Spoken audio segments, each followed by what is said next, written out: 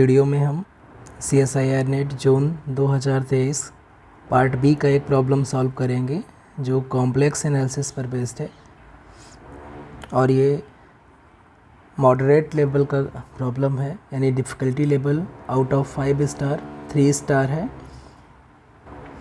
तो चलिए शुरू करते हैं। यहाँ पर फंक्शन f दिया हुआ है जो कि इस तरह से डिफाइंड है for non zero complex, then the residue of f at z equal to 0 हमें फाइंड आउट करना है।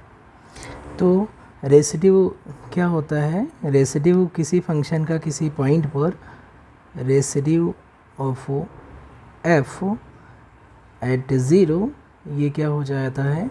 ये हो जाता है जिस पॉइंट पर हमें रेसिड्यू निकालना है उस पॉइंट के अराउंड हम लॉरेंट सीरीज़ एक्सपेंशन निकालें और उसके बाद जो 1/z का कोफिशिएंट है वो हो जाएगा रेसिड्यू ऑफ f एट 0, यानी कि ये क्या हो जाएगा? By definition coefficient of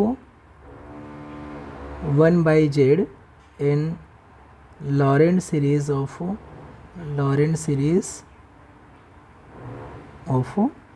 f at z equal to 0। अगर हम z इक्वल टू 0 पर जो फंक्शन दिया है उसका लॉरेंट सीरीज एक्सपेंशन लिखें तो जो 1/z का कोफिशिएंट होगा वही बाय डेफिनेशन रेसिड्यू हो जाता है f का एट 0। तो मेन हमारा यही है कि हम इस फंक्शन का लॉरेंट सीरीज एक्सपेंशन लिखें और फिर उसके बाद हम कोफिशिएंट कलेक्ट करें 1/z का, और जो भी कोफिशिएंट होगा वो रेसिड्यू हो जाएगा f का एट z इक्वल टू 0। तो यहाँ पर डायरेक्ट मेथड से अगर हम निकालना चाहेंगे तो थोड़ा सा लेंदी हो जाएगा।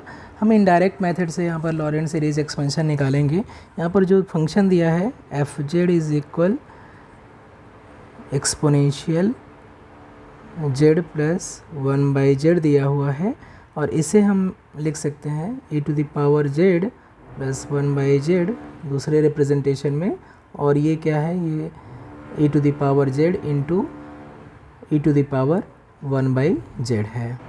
अब हम इन दोनों सीरीज़ के फॉर्म में इन दोनों को एक्सपैंड करेंगे और हमें मिल जाएगा 1 plus z upon factorial 1 plus z square upon factorial 2 plus z cube upon factorial 3 and so on.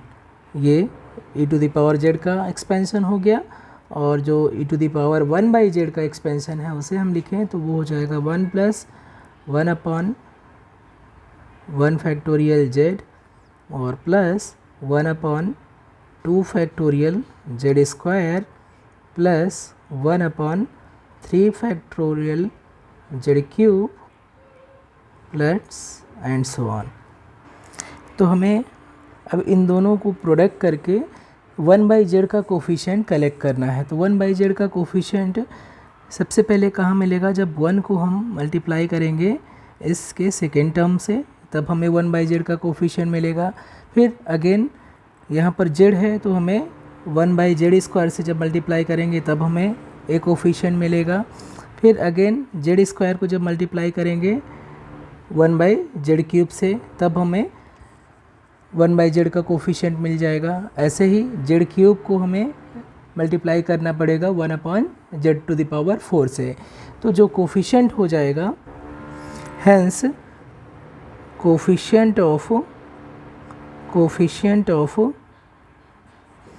1/z ये कितना हो जाएगा? ये हो जाएगा जब मल्टीप्लाई करेंगे तो पहले तो आएगा यहाँ पर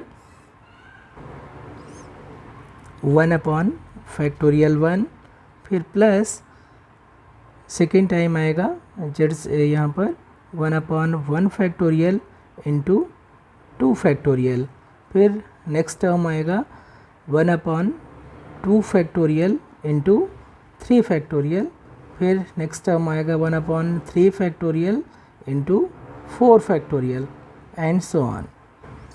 और इसे हम क्या लिख सकते हैं? इसे हम लिख सकते हैं summation l equal to 0 to infinite 1 upon l factorial into l plus 1 factorial. तो जो हमारा करेक्ट ऑप्शन हो जाएगा वो थर्ड हो जाएगा।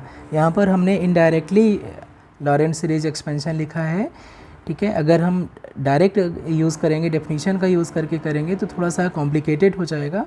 तो अगर इस तरीके से करेंगे तो ईज़िली आप कर सकते हैं। हमें सिर्फ 1/z का कोफिशिएंट कलेक्ट करना है, वो भी स्मार्टली करना है। आपको देखना होगा, जज करना होगा कि 1/z का कोफिशिएंट कहाँ से मिल सकता है, और उसका जो कोफिशिएंट होगा उसको हम सिस्टमैटिक लिखेंगे तो वो सीरीज़ के फॉर्म में आ जाएगा, और उसको हम जब लिखेंगे, सिंप्लीफाई करेंगे तो वो फाइनली इस फॉर्म में आ जाएगी, और इसलिए ऑप्शन नंबर थर्ड करेक्ट हो जाएगा।